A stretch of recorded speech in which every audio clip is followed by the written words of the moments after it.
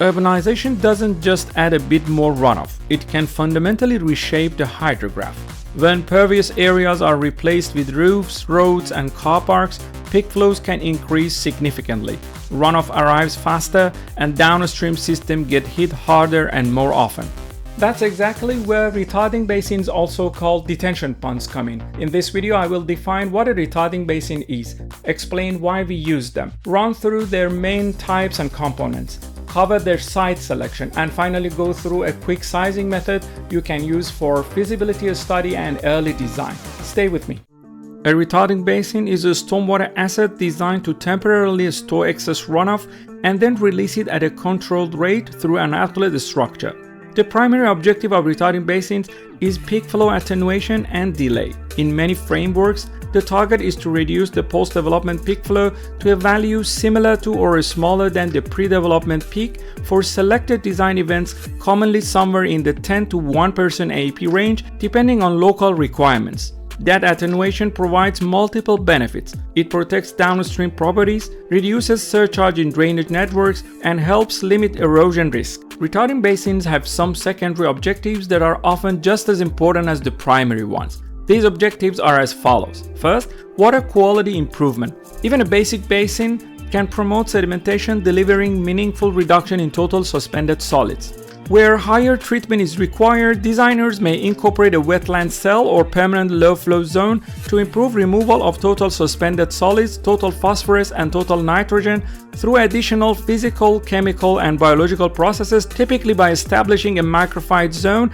at the basin invert. These integrated systems are commonly referred to as wetland retarding basins or WLRB. Next is channel erosion protection. Reducing peak and velocity reduces downstream erosive shear stresses and long-term channel instability. Third is amenity and recreation. Basins can be integrated into parks, sport fields, trails, and community open space if safety and maintenance are designed properly. Next is climate resilience. Extra flexibility can be built in to handle uncertainty in rainfall intensity and temporal patterns. Next is stormwater harvesting. Stored runoff can potentially support non-potable uses like irrigation. And finally, in infiltration type basins, you also get runoff volume reduction and groundwater recharge, but only if the site and soil conditions support it. Retarding basins can be classified by various criteria. From a drainage behavior point of view, we can classify them into three main groups: dry detention basins,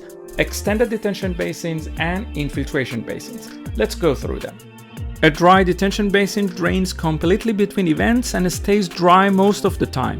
They are good for multifunctional land use and typically have fewer mosquito concerns. The trade-off is reduced aesthetic appeal and limited water quality performance compared to systems with longer detention or permanent pools. An extended detention basin is designed to drain slowly, commonly over 24 to 48 hours, specifically to improve treatment. They are often designed with shallow marsh or wetland vegetation in low-flow areas and can provide a stronger pollutant removal than a standard dry detention. An infiltration basin, on the other hand, is designed to promote infiltration into underlying soils, thereby reducing runoff volume and offering groundwater recharge. This option is powerful but site-limited. It requires adequate infiltration capacity, careful setbacks, and extra caution in pollution hotspots due to the risk of groundwater contamination. They are also not suitable in areas with a high water table or karst geology. Classification of retarding basins by configuration leads to two main groups. First, on-line basins, which are located directly on the drainage path, so all flows pass through the basin. They require a high-flow spillway for very large events. While they are conceptually simpler,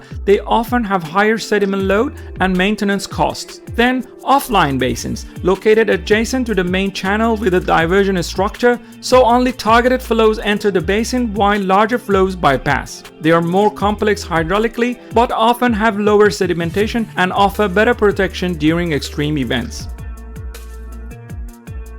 A well-performing basin isn't just a depression in the ground. Performance depends on inlet, storage geometry, outlet control, spillway, and maintainability. Let's go through these key components. First, storage geometry. This is the volume you are creating to impound runoff temporarily. Basin shapes are often irregular to fit site constraints. Typical design considerations include side slope, commonly around 1 in 3 to 1 in 5 for safety and mowing access. Then a 1 to 2% longitudinal slope toward the outlet to reduce ponding and help drainage after events. Second is embankment. If you're building above natural ground to achieve volume, the embankment must be designed to prevent failure. Construction materials, compaction requirements, slope, top width, vegetation controls, and freeboards are typically prescribed in local guidelines. Third, inlet structures. Inlets must convey flow with hydraulic efficiency while preventing erosion. Different types of inlets are as follows. First, pipe inlets. They are the most common type for urban basins and usually need energy dissipation structures. Then, channel inlets need a stabilized approach channel and a sediment forebay. Note that inlet structures are generally supported with a forebay, which is common for sediment pretreatment. They often occupy around 10 to 15% of total basin footprint and need easy access for cleanout. Trash racks are also common. They help prevent outlet blockage but must be accessible for cleaning. Fourth, outlet control structures. This is the most hydraulically critical component. It controls both peak attenuation and drawdown time. The common types are as follows. First, orifice outlet, where discharge depends on orifice cross-sectional area and water head. Multi-stage orifices give better control across a range of design events. Then, weir outlet, overflow structures where water flows over a crest. These are used for higher flow stages or emergency spillways. Then, combination outlets, which are very common in modern design. They often incorporate multiple outlet devices in series to control different storm events. These can include the below components. And finally, also plan for maintenance access like roads, ramps, stable surfaces. And don't forget to implement safety features appropriate to location, such as signage, fencing, lighting, and public risk controls. Good basin performance starts with good site selection. The first criterion is topography. Always go for natural depressions to reduce earthworks and cost. Choose sites with adequate relief, providing sufficient elevation difference for gravity drainage. Finally, prefer sites with moderate slopes, roughly 2 to 10%, as steep slopes can escalate cost and constructability risk. The next criterion is geotechnical conditions. Soil type matters. Clays are good for low permeability, while sands may require compaction or lining unless infiltration is desired. The bearing capacity of foundation soils must support embankment loads. Check for groundwater depth. Maintain sufficient separation between basin invert and seasonal high water table. Avoid geologic hazards like karst, landslide-prone slopes, or areas susceptible to piping or sinkholes. The core theory behind the required storage is reservoir routing. A commonly used method for this is level pool routing. In principle, required storage is the maximum accumulated volume difference between inflow and allowable outflow. In other words, storage is driven by the area between the inflow and outflow hydrographs. If you'd like to know more about level pool routing, please watch our in-depth tutorial about it. For early feasibility studies or option comparisons, simplified methods are preferred. One of the commonly used methods estimates the required storage volume using a formula like this.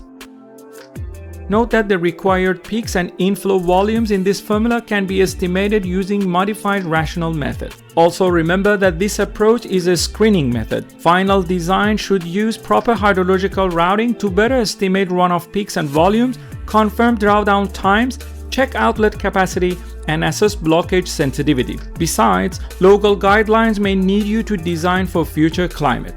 Retarding basins are one of the most effective tools for managing runoff because they directly reshape the hydrograph by lowering and delaying the peak while providing safer downstream conditions. The design success comes down to getting 4 things right: the design objectives, the basin location and size, the inlet-outlet systems, and finally the maintenance. If you like this video, please share it with others. And please join our community by subscribing to our channel Water Edu Hub.